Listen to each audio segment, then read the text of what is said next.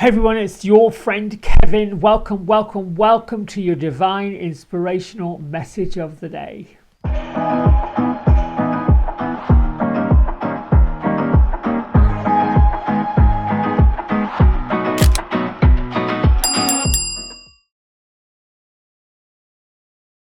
Okay everyone, let's start with our angel numerology number for the day, which is number 5. Heads up that changes are coming, and this is either a day, a time, or the energy of a person that is adventurous and dynamic. This is about being spiritual, sensual, a time that invokes endless curiosity, like seeing things in a new way and a new opportunity, even if it feels very familiar.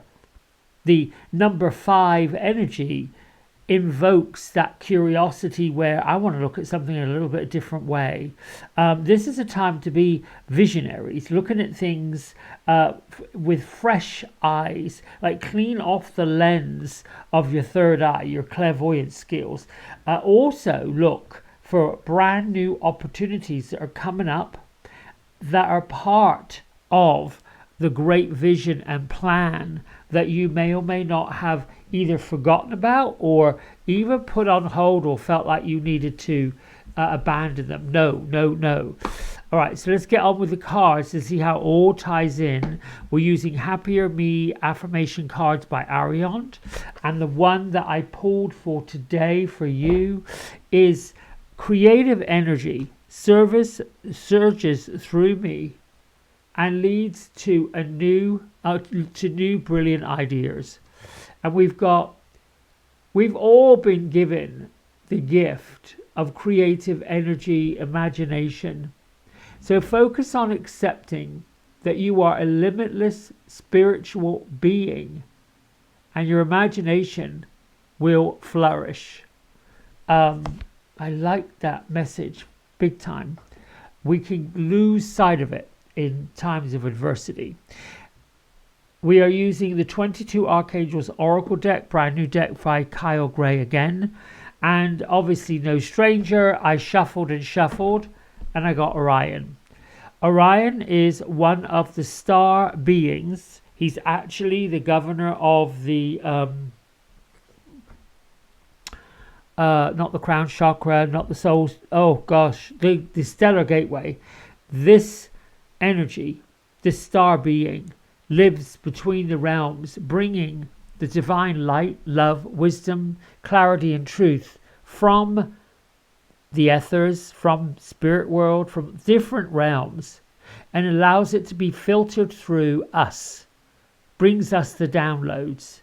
So focus your energy with unwavering faith to manifest the outcome that you require. Now, Orion came in a couple of 3 weeks ago with this same message, and I think it's appropriate at this time to re-engage all the spiritual gifts that we have, all the gifts of not just for ourselves to make sense of what's going on, but to bring that to other people.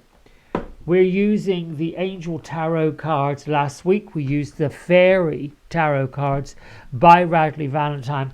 The covers look very similar, so it's easy to get them mixed up. But in mixing them up, sometimes I think it's good to have a mashup of these cards and just create a sort of a huge deck of both fairies and angels.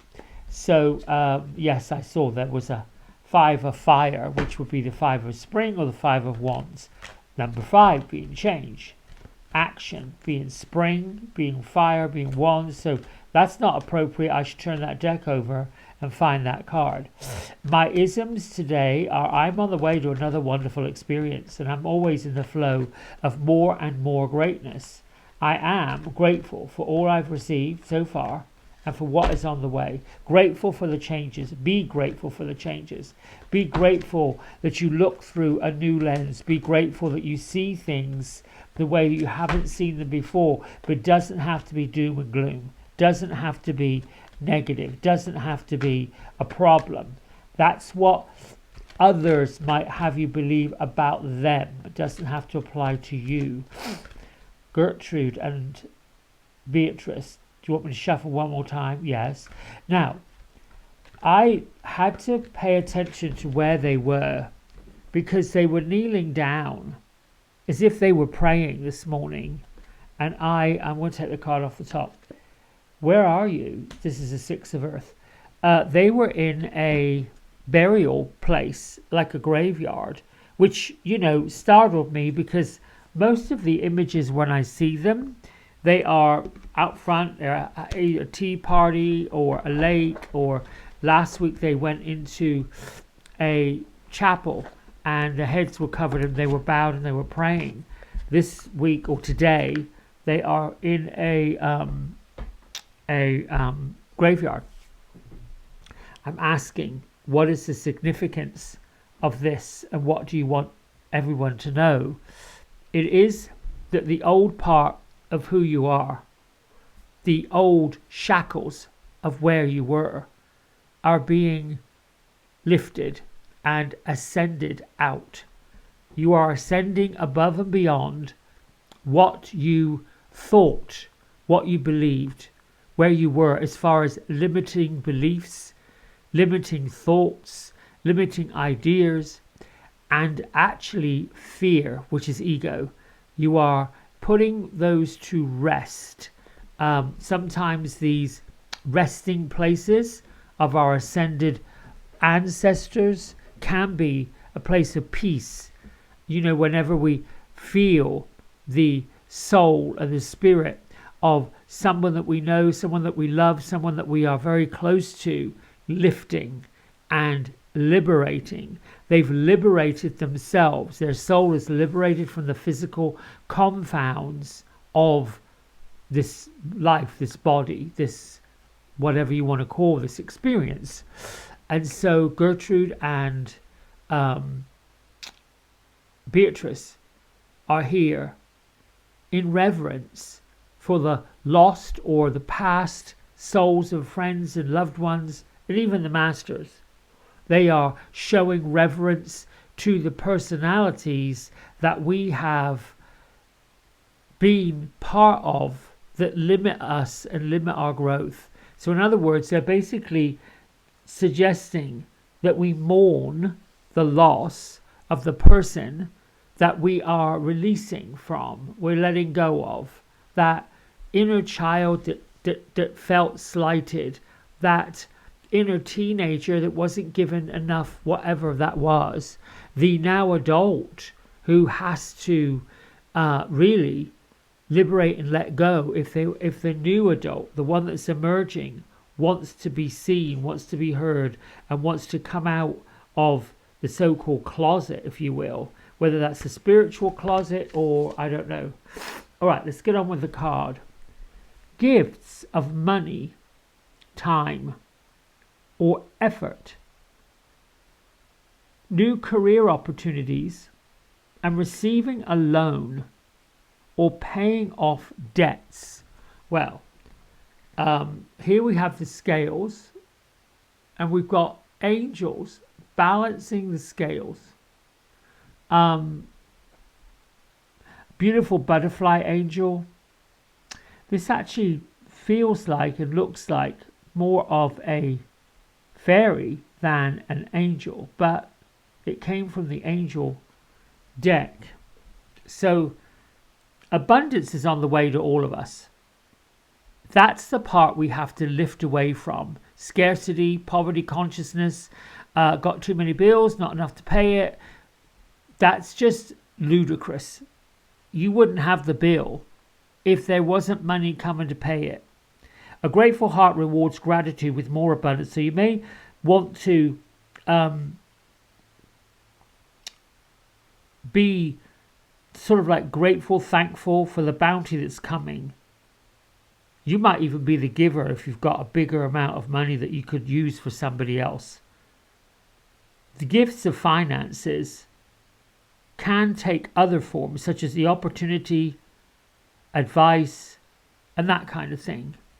Let the guides and the angels guide you on it. You know, new career opportunities can involve promotions, bonuses, financial rewards. They're all possible right now.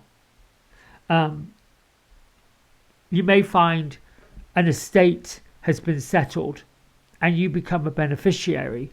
So perhaps go online and look up anyone who might be looking for you in a way that this makes sense to me.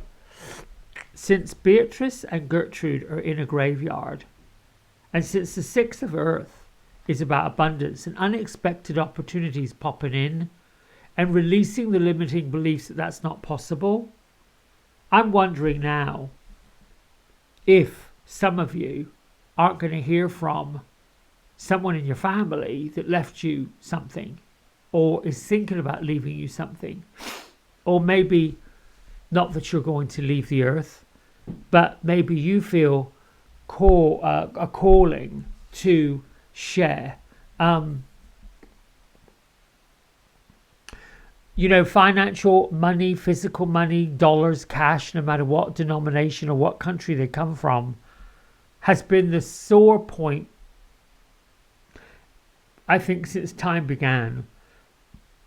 It was seen and mistaken for opulence. It was seen and mistaken for power. It was seen and mistaken for how people were perceived by society. So those who perhaps were what they call self-made, were all self-made, needed to make more and do more. And some, as we know, use it for the better of others, and some not so much. And I'm listening to what is it that everyone needs to learn about this, and they're talking about shedding the shackles of anything that is less than benevolent or beneficial for you. And I feel like this transformation that we're all going through, no matter where you are in the world, there's an effect, particularly in the Western world, and that could be Europe, even out in Australia, the eastern part of the world, certainly in the United States where I am. Folks are jostling for where they belong, where they need to be. And wherever you are is where you're supposed to be. Wherever your feet have landed, let your heart ground you there.